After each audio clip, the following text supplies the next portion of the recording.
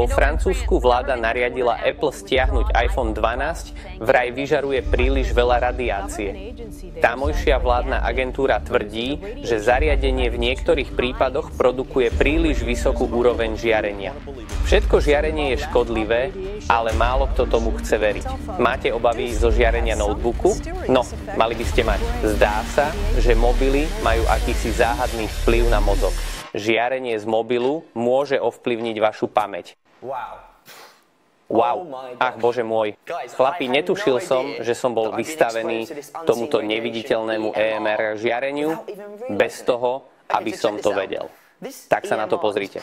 Toto EMR je v bežných veciach, v mobiloch, notebookoch, mikrovlnkách, dokonca aj v sušičoch vlasov. A nemal som o tom ani šajnu. Toto neviditeľne ovplyvňuje moje zdravie bez toho, aby som si to uvedomoval. Musím zistiť viac a nájsť niekoho, kto sa v tom vyzná. Tak som sa rozhodol poobzerať a nájsť niekoho, kto by mi vedel povedať viac o EMR. A zdá sa, že som našiel osobu, ktorá by mi o tom mohla povedať viac. Už som si dohodol stretnutie s doktor Rolandom Viktorom zo Sky Clinic. Tak na čo ešte čakáme? Poďme. Som v Sky Clinic v Kuala Lumpur a idem sa stretnúť s doktor Rolandom Viktorom. Sky Clinic je holistické centrum zamerané na telo, myseľ a ducha. A doktor Roland je hlavný lekár kliniky, ktorý je mimochodom aj influencer. Špecializuje sa na integratívnu medicínu s dôrazom na hormóny a výživu. Dobrý deň, mám stretnutie s doktor Rolandom. Ahoj, dobrý deň. Prosím, posaďte sa na chvíľku. Ahoj Mark. Ahoj doktor Roland. Vítajte v Sky Clinic. Nech sa páči, vstúpte. Najprv by som vám rád poďakoval, že ste si našli čas ma prijať. Nie za čo. Som tu, aby som sa vás opýtal na EMR. Myslíte elektromagnetické žiarenie? Áno. Videl som pár videí na YouTube a úprimne som trochu znepokojený. Aké sú teda vaše hlavné obavy? No, nevedel som, aké škodlivé to môže byť pre telo.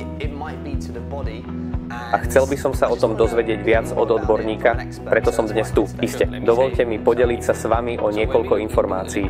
Keď sa pozrieme na elektromagnetické žiarenie, musíme pochopiť, že má mnoho zložiek. Prvá vec, ktorú treba vidieť, je samozrejme ionizujúce žiarenie, ktoré označujeme ako jadrové žiarenie či vesmírne žiarenie, kde tento druh ionizujúceho žiarenia môže byť nebezpečný, vrátane röntgenu. Potom je tu ďalšia, menej škodlivá zložka, ktorú nemôžeme vylúčiť, neionizujúce žiarenie. Pochádza z našich telefónov, notebookov, mikrovlnky a dokonca Wi-Fi. Takže Mark, mám tu zaujímavé zariadenie. Jeho funkciou je sledovať a detekovať neionizujúce žiarenie. Takže je to ako detektor žiarenia? Presne tak. Takže ho len musím zapnúť. A potom, keď priložím telefón blízko, wow, to je viac ako 1400. Presne tak. Na notebooku vidíte, že čísla stále rastú.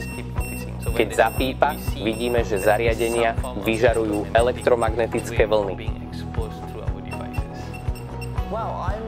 Som prekvapený, aké vysoké sú tie čísla len pre mobil či notebook. Je to niečo, čo by nás malo znepokojovať? Áno, aj ako zdravotníci sme znepokojení neionizujúcim žiarením.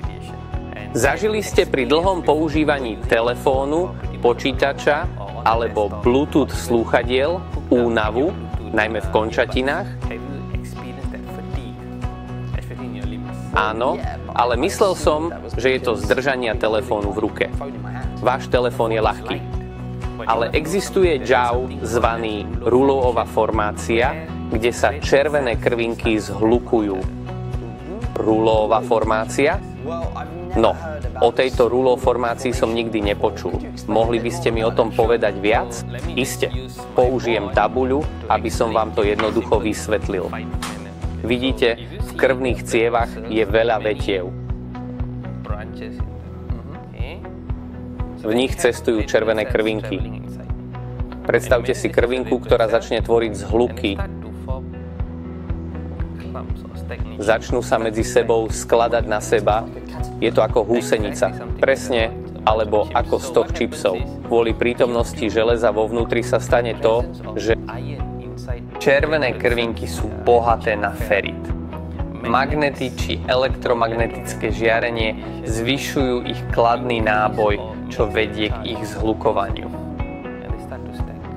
Keď sa zhlukujú, narúša to výmenu kyslíka a oxidu uhličitého medzi bunkami a červenými krvinkami. Ak sa to deje v kapilárach, cítite únavu. Môže to nastať v rukách, nohách, mozgu, orgánoch, všade.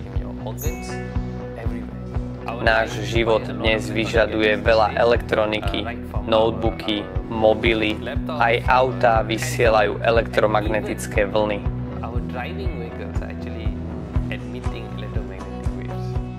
Mnohé štúdie tvrdia, že nadmerné vystavenie EMR môže vyvolať rakovinu, benignu či malignu. Tieto možnosti existujú. Po týchto informáciách som znepokojený a zaujíma ma, ako môžu vyzerať moje červené krvinky. Chcete to skontrolovať? Ak je to možné, áno. Áno, máme rýchly test a môžeme analyzovať červené krvinky. Dobre, urobme to. Poďme. Stále som na telefóne a notebooku a obavy z EMR ma znepokojujú. Zistíme teda výsledky môjho krvného testu, ako navrhol doktor Roland. Tu môžeme vidieť červené krvinky. Vidíte ich, sú priesvitné, bez jadra a krásne sa pohybujú v matrici. We can see beautifully the red blood cells moving around in the matrix. Ako dlho ste boli bez telefónu? Myslím, že asi 40 minút. To nie je vaša realita, však? Nie, som stále na telefóne. Dobre, používajte telefón pol hodiny a potom znova skontrolujeme krv.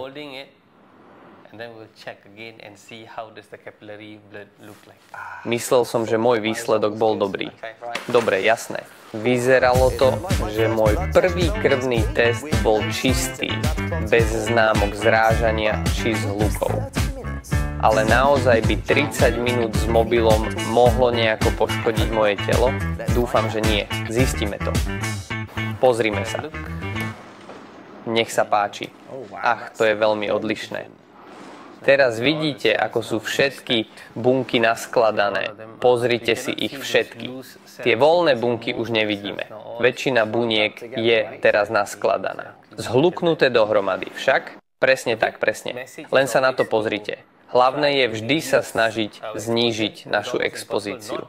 Nepoužívať je nemožné, ale buďte pri používaní opatrnejší. Viem, že hovoríte, že je lepšie obmedziť používanie. Pre mňa je to nemožné, ako aj pre mnohých, čo musia držať telefón.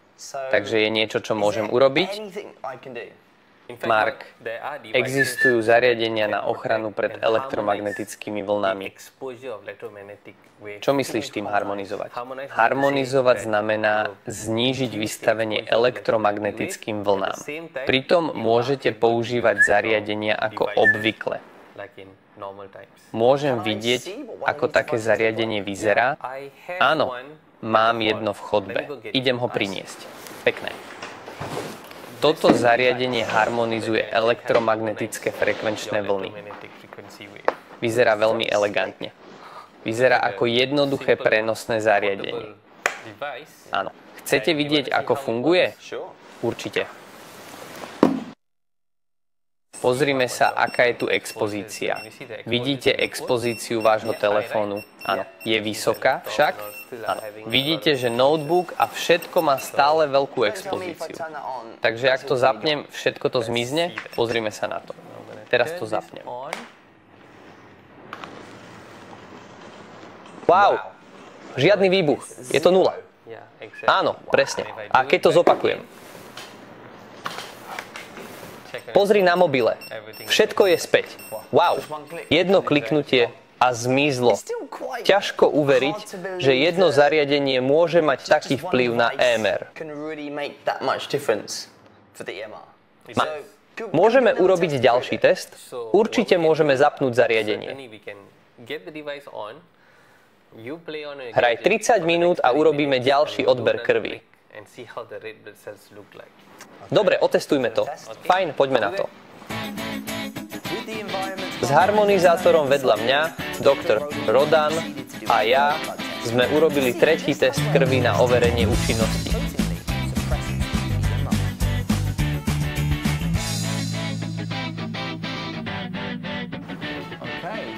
Toto vyzerá úplne inak ako posledný test, že? Áno, jasne iné. Menej zhlukované. Pekné. Takže zariadenie funguje? Určite. Fantastické. Ďakujem za uvedenie do zdravotných faktorov. Musíme si byť vedomí rizik pri používaní zariadení, ale ďakujem, že ste mi ukázali riešenie, ktoré ich môže eliminovať. Som späť doma a musím povedať, že som nadšený z toho, koľko som sa dnes dozvedel o EMR a jeho vplyve na naše zdravie. Žiarenie je skutočné, ľudia. Je všade okolo nás a mali by sme sa snažiť vyhnúť sa mu alebo ho aspoň obmedziť v našich životoch. Veľmi pekne ďakujem doktor Rodan za predstavenie EM Guard. Cítim sa oveľa lepšie, keď viem, že ma táto technológia chráni pri používaní môjho telefónu a notebooku. Tak nezabúdajte na časté prestávky od zariadení a samozrejme dávajte na seba pozor.